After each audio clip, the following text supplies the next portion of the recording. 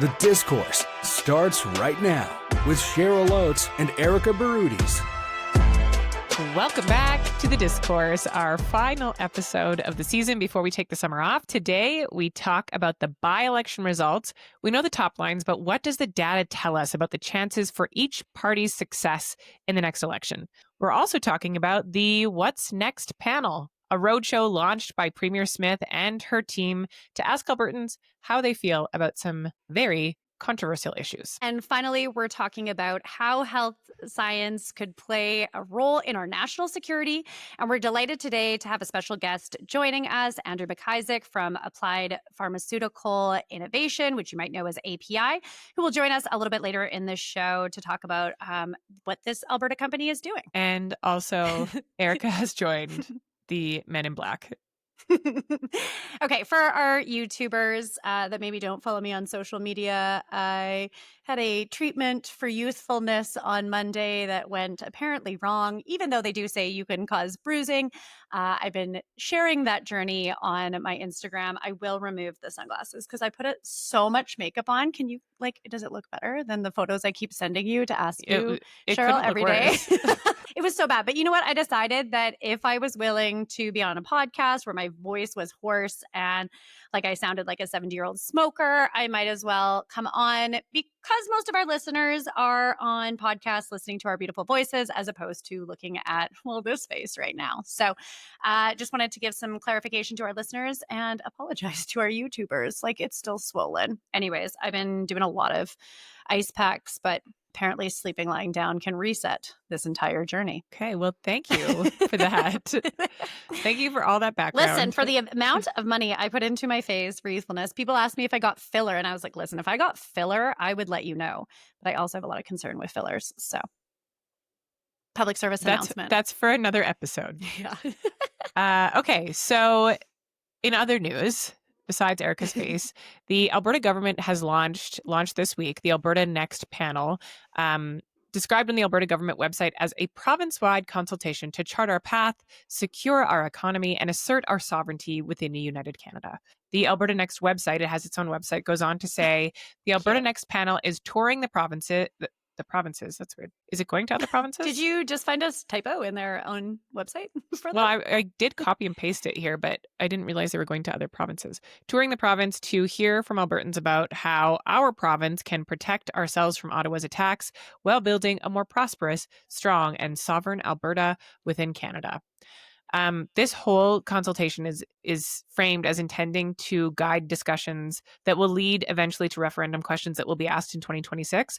And the government has proposed some initial ideas for discussion, including Alberta's own police force, the Alberta pension plan instead of CPP, and equalization, among others. And if, as an Albertan, you feel like you've already been asked about these things, if you feel like you've already voiced your opinion on these things, indeed, you have. The government just didn't like the answer or the outcome. Okay, well,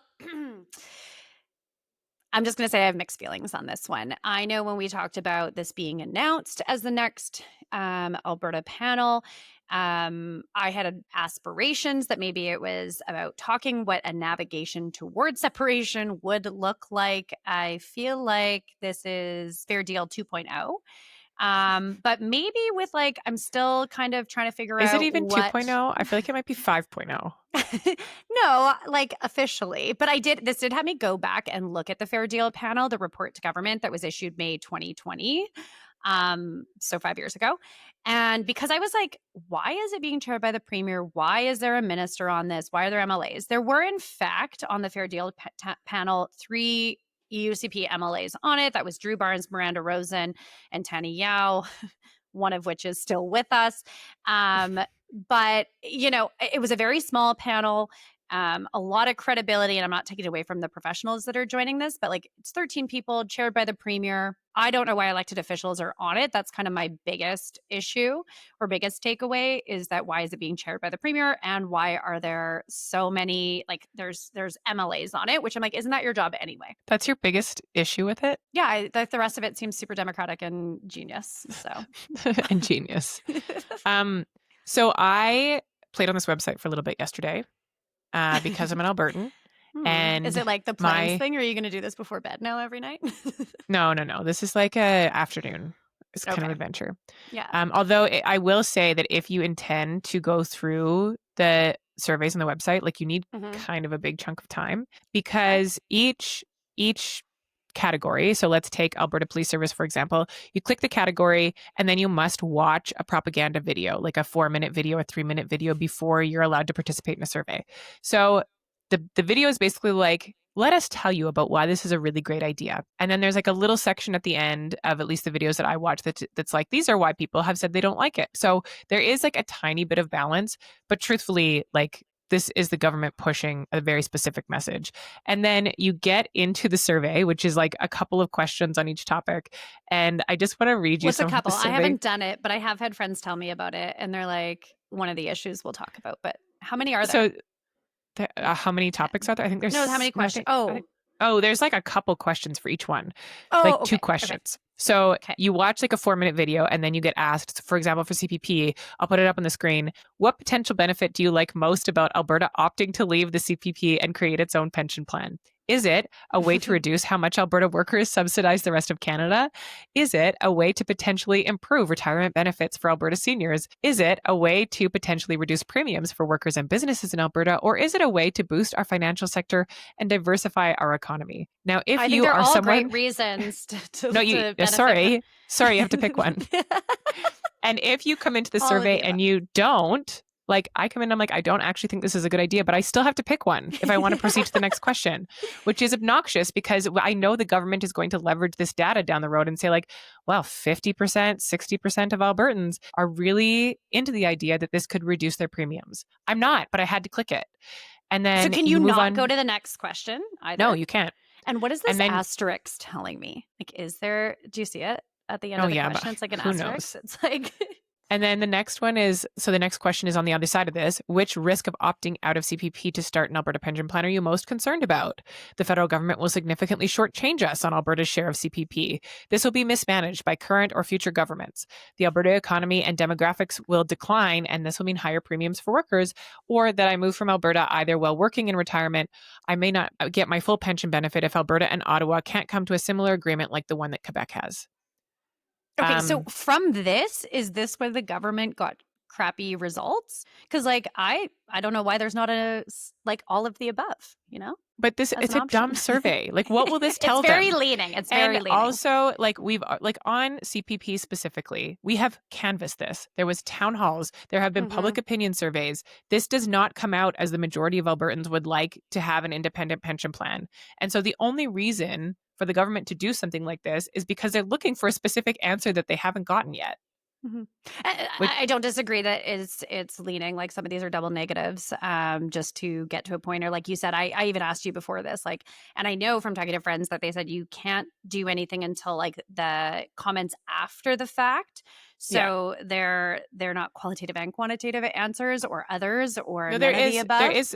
There is later, but I'm saying in every question, it's not framed that way that you would get feedback. And then at the end of the survey, you can, like, there's a form you just fill in. It's like, do you have anything else to tell us about this? And I did. Shocking. So, but you have to, and this will be a deterrent for some people, you have to put in your first name, your last name, your email address, your postal code, your phone number in order to offer who you feedback, voted for in the last election. You also have to put in who you voted for.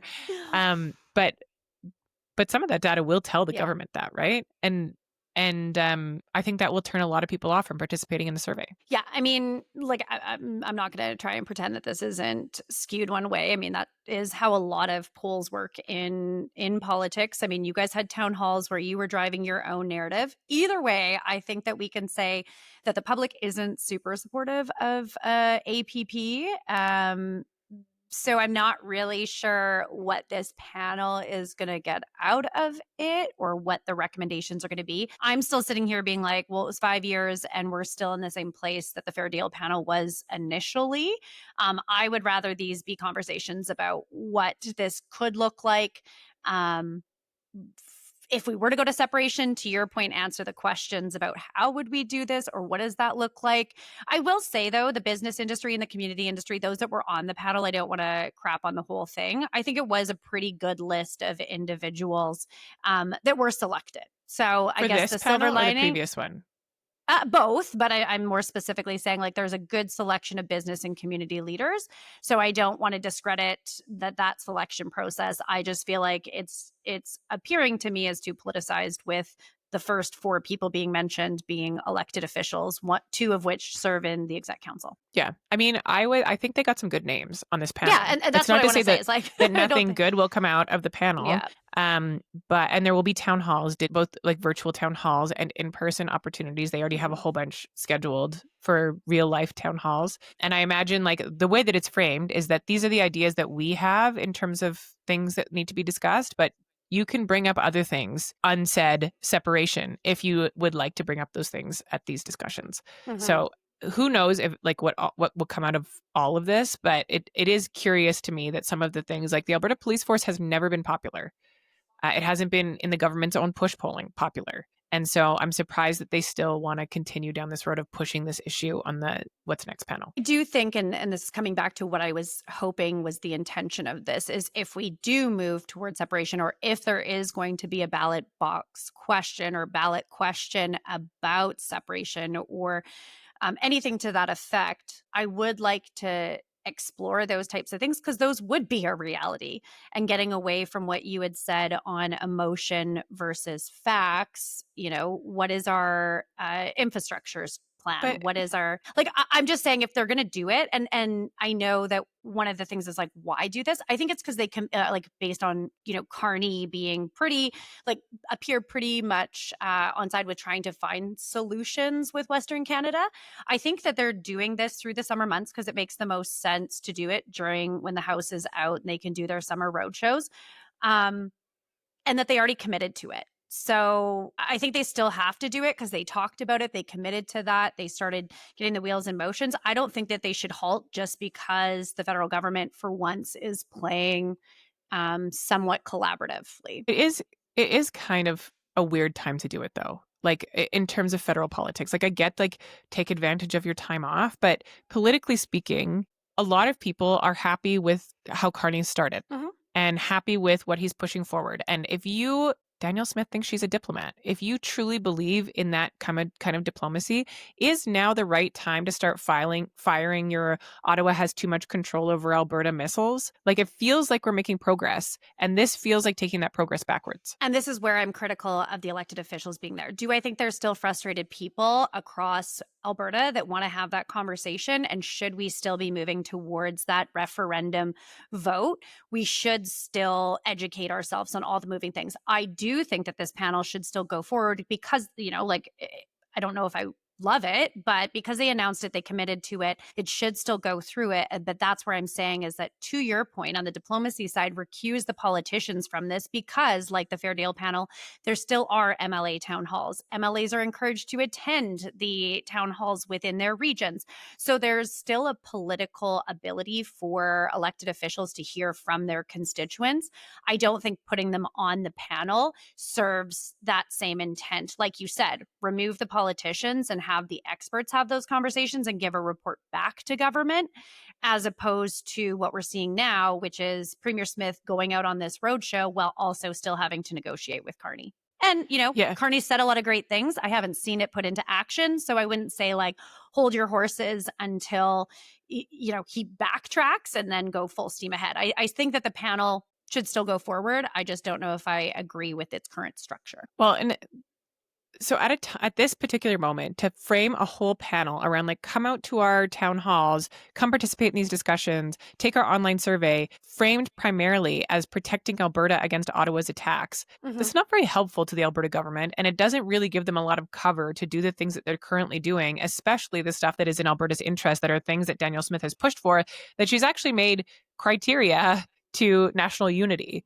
So Carney's doing what he said he would do. He's walking the walk. He's taking really quick action. Is this the time to organize people against Ottawa inside Alberta? To me, it seems like it's working against the purpose that Danielle Smith said she was working towards. You said act, like he's done a lot of acts, where I think what we've seen is actually a lot of great things being said. So I think that the government should still, head onward with doing this panel. I would have liked to see less political involvement, have them go to their town halls, have them do their MLA town halls like we would have saw with the Fair Deal panel. Because I think in absence of Carney doing any true action that is bringing peace of mind to Albertans, like we've got to still look and explore our options. Should we go to a referendum? Like he said these things, but he hasn't committed to this stuff. Okay. That is a little tough to say. Like, I know that has been the refrain since the day after he won the election, but he did just ram through a piece of legislation that makes good on the promises that he's made to build national infrastructure projects, despite a whole bunch of pushback from multiple communities. He said, no, this is what we need to do right now. This is what I said I'm going to do, and I'm doing it. He didn't say, you know what, I'm going to send this to committee. I'm going to take another week on this. I'm going to hear out every voice that's in opposition of this. He said, I said I'm going to do it, and I'm doing it. So if that's not acting. But I think that there's still so many Albertans that are skeptical that that's where it stops, or there's overturn, or there's ignorance to other things. But are we going to be skeptical forever, or are we going to actually say, like, you did a good thing and we're going to support it? But I think you can do that while still exploring your options and having a conversation that might come to a referendum, because you even said, like, let's not vote on this based on emotions. And if we don't have conversations about what this could actually look like, but again, I still think that there's a lot of at stake and political risk by having this panel go forward. I still think it should, because I think that it's keeping a promise of having that conversation, creating transparency and open dialogue for Albertans that are still, Carney might be able to move mountains, and people are still going to be skeptical that he's going to block a project from going through. So I think that taking this path still, I'm sure that there's conversations too of, like, from the premier to Mark Carney or to the prime minister saying, we're doing this because we committed to it. We still have to explore all options. However, my criticism wasn't about doing it, although I am kind of critical about doing it this way. It is, but it isn't. My main criticism was that the whole frame of it is protect Alberta from Ottawa. And at a time when you feel like you're making progress, rallying people in your province against Ottawa does not show support or give the government cover for what they're doing that you asked them to do. But we've always said that that's a play for premiers, regardless of who it is. Like, even now. Okay, and I'll take that under advisement.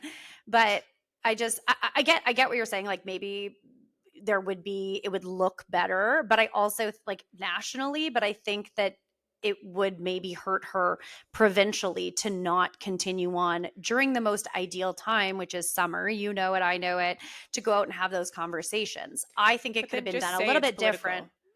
I think putting herself on it made it more political. So I don't think she's not saying it, but I think she still has to go and keep the commitment to what she said to Albertans and continue to explore this option.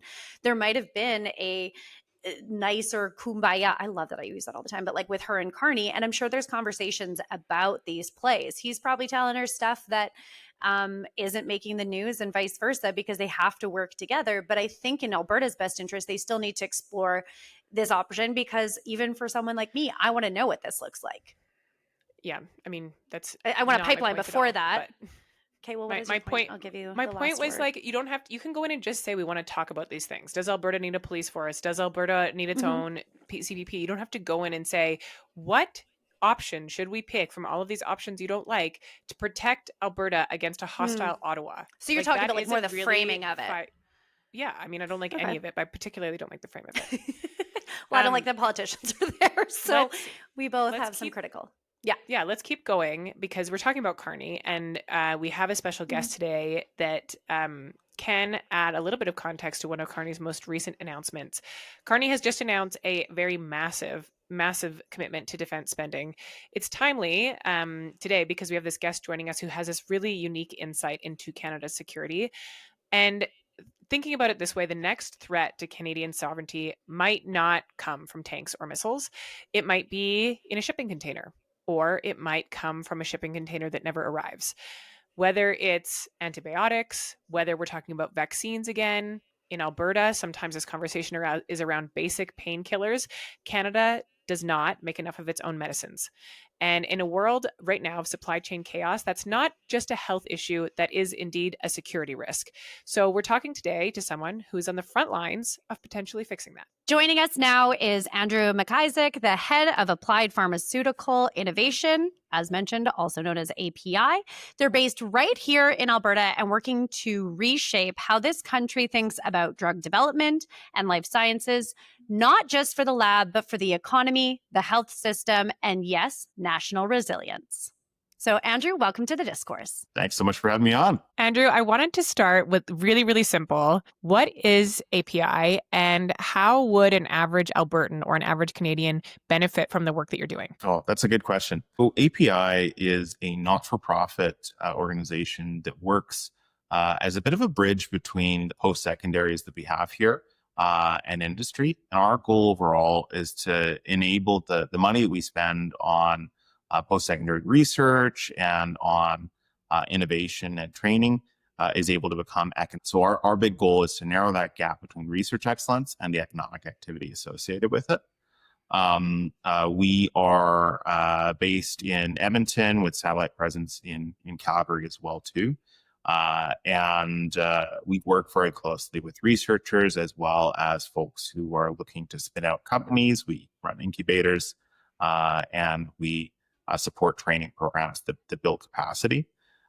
Where the everyday Albertan would come across us would really be on the outcome of our programs, which is creation of jobs and new opportunities in a new sector, which is the life sciences, which has grown dramatically over the past 5 years, as well as the more hidden components of having drugs in our hospital system that are there when we need them. Having new treatments to cures to diseases that currently don't really have good options.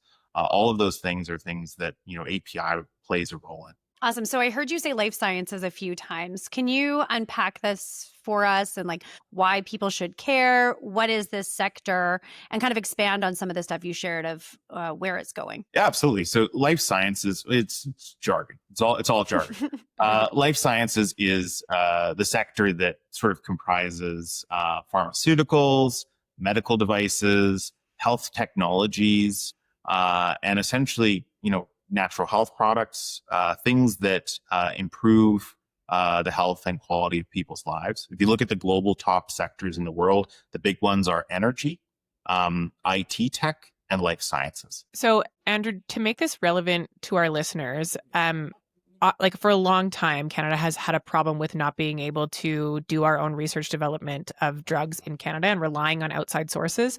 Maybe the most recent thing for our listeners they'll remember is that the Alberta government brought in a bunch of painkillers from Turkey, a bunch of children's painkillers, because there was such a shortage in Canada. How could what you're talking about, what your company is doing, solve that problem in the future or alleviate that need to rely on outside partners? So that one. I was going to say no comment, but the whole way to look at this, from this is having robust supply chains takes time. It takes investment and it takes effort to do. And obviously when there's an emergency type scenario, you want to have as many possible options on the table. The work that API is doing in terms of that supply chain development and that production capacity is hopefully something that enables us to no longer have those types of urgent scenarios where there's a shortage of a critical medicine that's absolutely necessary for the health of Albertans. We're in the process of building a $200 million manufacturing and innovation cluster in the Edmonton Research Park. It's focused on a lot of the hospital drugs that are necessary and the supply chains around them. So, the ingredients that come from petrochemicals, which is an area that we've got a lot of expertise in here in Alberta, as well as the ability to produce the finished products. That's a piece of infrastructure that was invested in by both the province and the federal government. And it's actually grown to be the largest security of supply capacity in the country. It's about months away from being able to have its first products within the site. And what we'll see is as we move forward, we'll have a lot more options in terms of how we can build that resiliency and that domestic supply, which, there's never been a more important time for us to have. Yeah, so I appreciate that. First off, I want to give Cheryl a recognition that that was the most diplomatic she has ever been while talking about, as she calls it, Tylenol Tylenol gate. Gate. Yeah, I was like, oh, she didn't even say that. So kudos to you, Cheryl, for that. But it kind of makes me think about, like you said, it's a critical time right now. But I first heard about API or knew about this site when the government announced their investment in it, both federal and provincial. Around kind of like the COVID vaccine rollout, you guys are involved, CCI, things like that. So is this a problem we're just getting exposure to because it's in the spotlight, or has it always been a problem? And can you maybe expand on, like, is this something that it's not going to go away regardless? Yeah, the challenge in supply chain for pharmaceuticals has been around for a long time, especially these sort of tried and true generic drugs that are the backbone of the health system. Ask a hospital pharmacist and they'll tell you about the amount of time and effort within the health system that's spent managing inventory, trying to ensure that we have the right drugs place. And you actually tend to find issues that, it's not always visible to the public, but there's delays and there's costs associated with, for example, not having propofol, which is the drug that they use to put a person under for a surgery. And the resilience in it and the challenge that also comes in this space is when there's a shortage, the prices go up dramatically. And you end up in a scenario where you're paying a lot more than you would normally do for some of these lower cost generic drugs. We actually position this, again, for talking about that long-term investment component.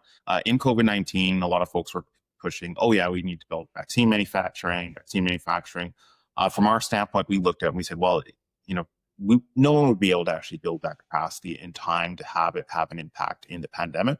The real goal is to look at where there's actual real competitive advantage and where there's things that can be done that will improve the longer term resiliency. And so we responded to an RFP that was issued by the province of Alberta to establish vaccine manufacturing and actually positioned saying, hey, we'd like to create capacity for critical hospital drugs, and we like to do it specifically with ones that are small molecule based, which is the majority of them, leveraging the expertise we have here in petrochemical engineering, in the chemistry and the supply chains here, because I think that's an area that really Alberta has an advantage and opportunity to play in, and we're seeing that now pay off as we move forward. We're in about to enter another period of huge uncertainty and rewriting of global supply chains. And the timing has never been right, never been more right. Big role in the security of Canadians in terms of those critical medicines, as well as basically taking what is a really, really high value sector that builds on our expertise in oil and gas and adding it to the top of the funnel. So at the bottom, you sort of have things like, the crude extraction, and then you go level up and you get sort of that early stage intermediates, like the big crackers and those facilities in the Alberta industrial heartland. Then you go another level up and you get like a Dow Chemical and some of those other components. You go further level up, you get fine chemicals, and the top you have small molecule therapeutics and pharmaceuticals. And the joke I like to make is, exporting our oil $80 a barrel is great, but it's also a really big benefit if we're exporting it at $80 a pill. Can I just ask a quick follow-up? So if I'm an Albertan and I'm getting surgery, is API present in the fact of like the IV or the medicines, or in theory, that's where API would be present? So you said to put people under for surgeries. Is that where you would maybe interact with the API? And is that petrochemicals? I mean, I'm pro that, like oil and gas everywhere. Yeah. So maybe just explain, because I'm trying to understand like where I as an Albertan would interact with what API is doing. Yeah. So API produces a lot of materials for clinical trials, a lot of oral on that front. But this new capacity that we're building is large scale manufacturing of vials and bottles that are used for IV. And from the petrochemical standpoint, and also from that cluster perspective, 90% of drugs that we take are based off petrochemicals. Whether it's aspirin or Tylenol, whether it's heart medications, whether it's pain, sort of hospital painkillers, whether it's a lot of these drugs that people take for things like epilepsy, they're all based off petrochemicals. And the cool part about this from a regional perspective is a lot of the inputs that go into these petrochemical-based pharmaceuticals are waste products of other petrochemical industries. So you have, benzene coming off of a chemical plant that then, has a use case in manufacturing pharmaceuticals. And so that's how you can cluster growth in that sector approach. Where patients would, be impacted by this is, there's in the coming year and a half ahead, there's a very strong chance that, as you're going down for surgery, your surgery wasn't delayed because we had drug on hand and it was made in Alberta. And the other piece too, I think this is a really important piece, is rather than spending money on the side of the country, all of those dollars that are going on those medications, the majority of those dollars are salaries. That's highly paid Albertans working in this facility that are then contributing back to their tax dollars. And we actually did some economic assessments of the impact of this. And, it basically has a significant value on top of the procurement because you're spending the money locally. That's a really incredible Alberta story. It's cool that the research and development is taking place in Alberta, but when you look at how integrated you are into Alberta's economy overall, it's a whole nother economic impact, right? I wanted to zoom out a little bit just because you mentioned security and we talked about security off the top. And this is sort of like the most topical piece of this today is the federal government has just announced they're making this massive investment into defense spending, announcing that they will reach the NATO spending targets. I'm wondering how life sciences or health security can be part of that national security puzzle. Yes, absolutely. And I think there's a huge opportunity here and one that's growing, especially in Alberta. So life sciences sector overall, it's rapidly growing. It used to be about 750 million, even just like 5 or 6 years ago. And it grew dramatically over the past period. And it's now at about close to $4 billion in terms of the sector size. And that is in the midst of what is a global downturn in life sciences post-pandemic. We've actually continued to grow and succeed. And if you look at one of the biggest areas of the competitive advantage we have here is filling the role that previously was filled by China, India, and to a lesser degree, Ireland in producing a lot of these products. And when we're looking at security of supply, right now, most of our critical medicines, the inputs for them come from China. There's a reason that there's this big talk about, fentanyl from China. That's a small molecule pharmaceutical API that's coming from China. There's also a lot of ones that are legally coming here or going into the States or other countries that are going to be products that are then manufactured. And the challenge is, if we're looking geopolitically, the way supply chains have grown over the past, 20, 30 years, all of the critical medicines that we need rely heavily on folks that, we don't always have the best relationship with. And so if we're looking for ways to spend more Canadian dollars on defense and security, one of the best opportunities is in the life sciences.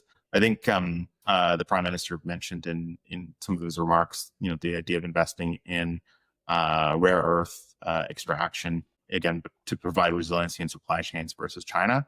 Small molecule petrochemical-based pharmaceuticals is a huge advantage that we have here in Alberta that we should really be, taking advantage of. And to be honest, that's something that I'd like to see procurement happen a lot more aggressively. And as we look at these pieces, if you look at the state spends a lot of money on security of supply. They have contracts from an organization called BARDA that goes out and pays for capacity. So you have it when you need it, especially in the event of a conflict.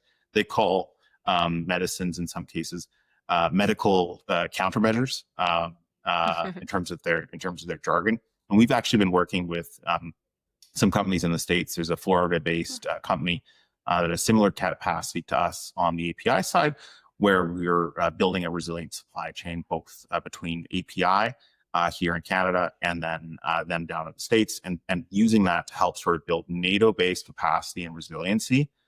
So we can still take advantage of global markets and trade with countries like China and others, but we've got that security of supply that if we ever do need it, we can shift over. And the plant that we're building in Edmonton is something that could produce a product for all of the country in about 100-day sprint. So we've got the throughput and the volume that we can really have a big in security of supply.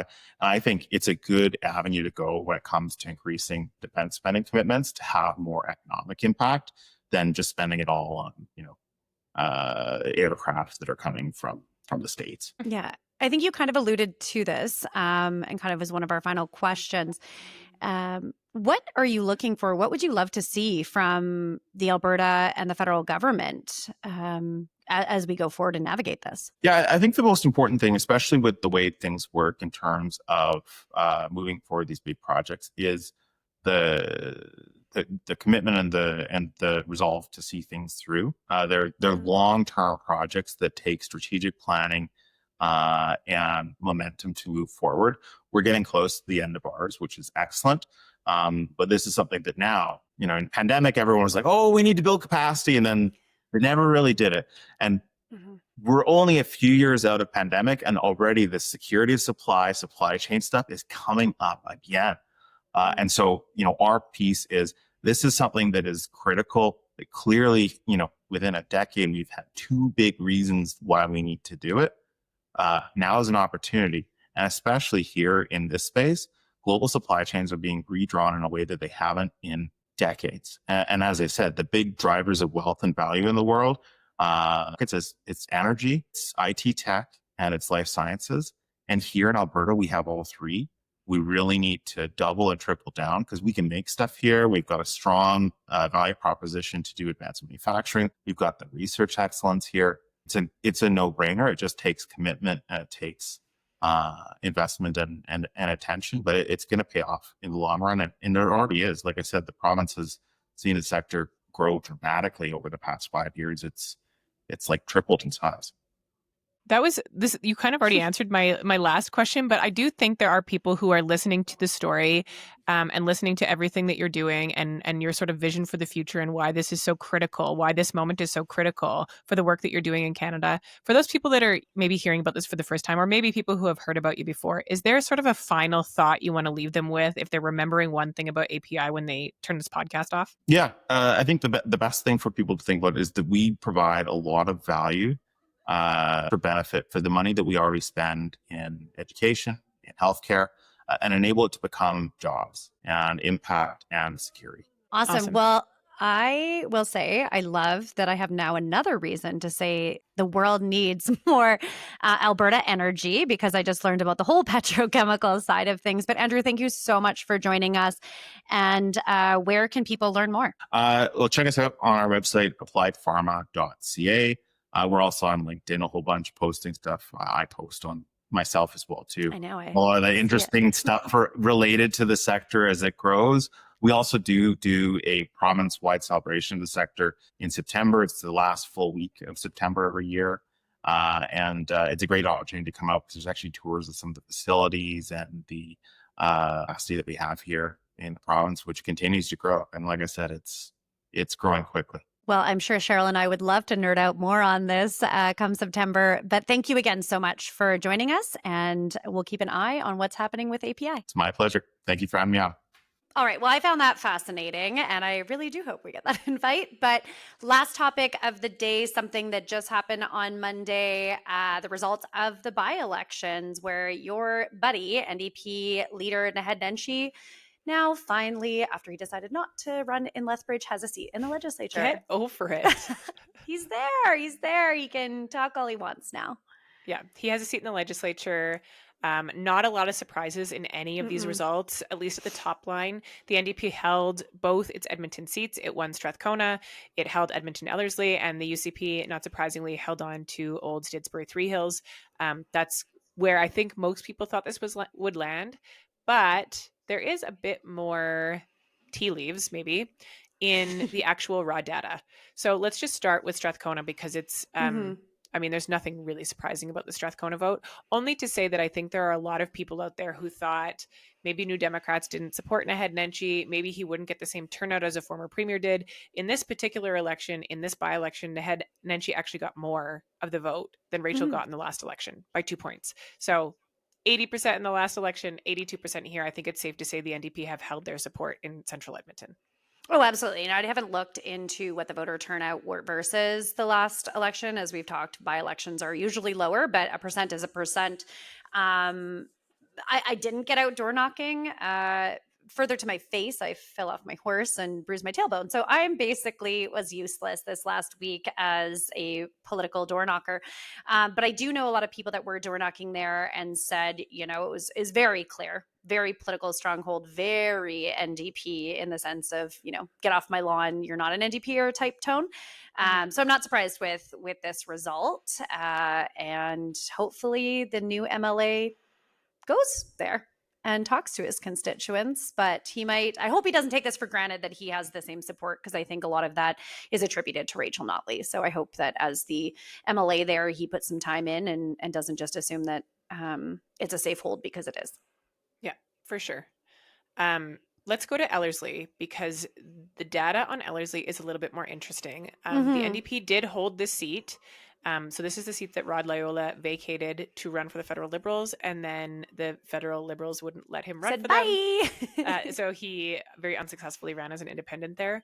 But so the seat was vacant, so it had to be filled. The NDP held this seat, but notably the NDP lost 10 points here. So the NDP won it in the last election with just over 60, won it in this by-election with just over 50. Yeah, and even on the smaller numbers, because I think that there could be some poll that would have gone to the UCP from the Republican Party of Alberta that got 8, and Liberals that got 5. Like, either way, I think that this 10 points down, as we talked last week, is it tea leaves that the UCP is gaining traction in Edmonton? I'm going to say yes, just for the sake of it, but there's still a long time to go in the election. But I was actually surprised that some of these other parties even broke like 2%. But just to clear it up, the UCP is not getting traction. The UCP vote held. The UCP. Well, that's what I'm saying is like support. He went down 9%, but I'm saying like the Republicans got 8, which is almost attributed. So the UCP hasn't gained traction, but the NDP, I was actually surprised, quote unquote, collapsed. I didn't see that happening. I mean, collapse is a bit of a stretch. The NDP held the seat and got 51% of the vote. I also think this is the seat where the UCP threw most of their resources, because this is the seat they wanted to show that they were going to win. Or they were going to make progress in, and they didn't. They got nothing more than they got in 2023. That is not enough to flip Edmonton seats for them. Yeah, no. And if I was looking at this like as one of the campaigners analyzing it, it's similar. It reminds me of when the PPC got a few percentages. It doesn't make an impact in all ridings, but I do think that there is some more ground to be gained, and that they might not, give up on Ellerslie the next election, even though my campaign strategy would have that. But I have a 2 of 3 strategy, and usually the other piece was like I can't believe the Liberal Party got 5%. I know, that's what I said. It was like so it's like, who is that? Is it? Yeah. And this is again maybe just coming off the federal election that they, some people get confused. Some people don't know what they're necessarily voting for, or that it's like you said, a brand or a party. But 4.8% is kind of wild. Yeah. Okay, Olds-Didsbury-Three. But they beat the Republican Party, so that's good. The the Republican Party was never going to do great in Edmonton. I know, but I'm just saying, the NDP, speaking of Olds-Didsbury-Three Hills, Bev Taves of the NDP beat the Republican Party as well in rural of rural. Yeah, and the NDP held their vote in Olds-Didsbury-Three Hills, which is great for the NDP in a seat where historically we are not quite as competitive, to put it nicely. Yeah. The UCP is down 14 points in this riding. Just we should start with the UCP won this riding with clearly 61% at 61 of the vote. Yeah, but down 14 points from the last election. And the Republicans pulled 18% here, which I guess 14. So I was wrong. So I think this was their best shot. This is a by-election. It's a great way to send a message. It would be a great way for people to have a representative in the House. This is the only riding in Alberta that has ever had a separatist representative back in the 80s. So if they were going to do well, this is where they were going to do well in this context, and they got 18%. Yeah. So to me, from the conservative side of vote splitting, both Ellerslie with 8% there, they did half as well at Ellerslie, which is kind of mind-boggling compared to Olds-Didsbury-Three Hills. It's telling me that I think that this party is not going to be relevant in a couple months. But let me just play the devil's advocate for that. Oh. Because if let's just say the Republicans went and pulled like between 8 and 18 in ridings across Alberta Mm-hmm. in the next election, like Morinville, St. Then Albert, we have an I'm looking at NDP you. government. Yeah, like yeah, like Morinville, St. Albert, or like Lethbridge or Red Spruce Deer, Stony, like, or yeah, those places that were like pretty tight, that might give enough space for the NDP to come up the middle. yeah. So then the question becomes, how does the UCP manage this? Like, how do they play to those people without moving so far right that they lose Calgary? And like, I'm looking at what they ran off of, because somehow I'm on one of their lists, or their list is they're running on separation and they're running on COVID still. I think that by the next election, that isn't an issue. So I'm not worried about their strategy. However, you're right. You're going to have to keep an eye on what they're doing, what they're saying. Again, it reminds me of the PPC in, I think it was 2021, where it was like 5% in some ridings, which took it. I mean, maybe you guys should watch the resurgence of this Liberal Party. Yeah. But no, in all seriousness, I think it does. I don't think it sent the message that the Republican Party was hoping. I don't think that they're going to get much more momentum or support than they got. However, if they do stick around, it is a few points off of some key ridings that could impact us. So I think it's like the goal for the UCP is to share with those people we're better together as a conservative tent, because otherwise we're getting an NDP government. And I think that's how you have to position it, because that's the alternative. It's not that the Republican Party is going to have a seat in the legislature. So what? You're going to be the second opposition and have an NDP government? I think that's what should be the message. And if the strategy is placate the far right or the separatists and make them feel heard while continuing to maintain UCP support, the Alberta Next panel is the I knew you were going to full that. circle that. I knew you were. I was going to joke about it, but you did it there. Yeah, and maybe I don't know. I honestly think that this is a lot of their campaign strategy was about like COVID vaccines and parental choice, and I think some issues that have already been dealt with, but trying to fuel a fire or push the government even farther. I don't think clearly didn't stick.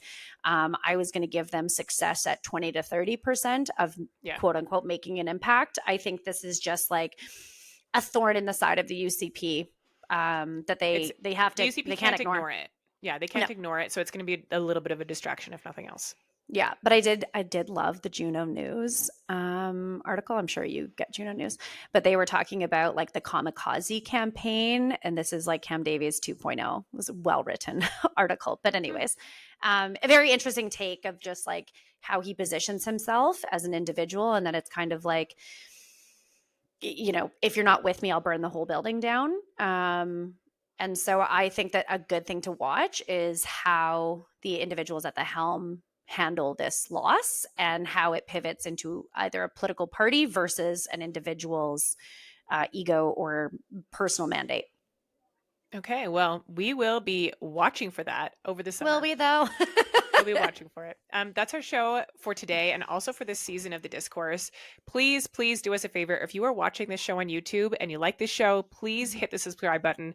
If you're listening to the audio version, please subscribe wherever you get your podcasts. And so enjoy a summer. We will not see you next Thursday, but we will see you at Stampede if you are in Calgary. So please come talk to us. We love feedback. I personally only like positive reinforcement. But yeah, Cheryl and I will be out and about. So hopefully we will be able to chat in person as opposed to you just listening to us. But we will be back in the fall. The Discourse is hosted by Cheryl Oates and Erika Barudis. Follow on Instagram at The Discourse Pod. Subscribe to The Discourse on YouTube and wherever you get your podcasts.